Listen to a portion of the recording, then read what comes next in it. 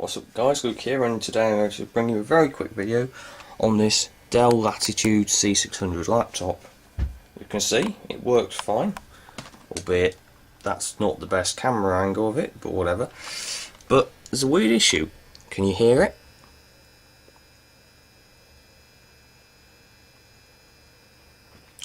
Now I'm not quite sure where that's coming from. If you can't hear it, it's a chirping sound, but it's not related to the charging circuit, because now I've unhooked the power. Now I think it's coming from the fan, but I'm not certain. It's now stopped because the system's been suspended. But if you've got any idea of what this possibly could be, please let me know.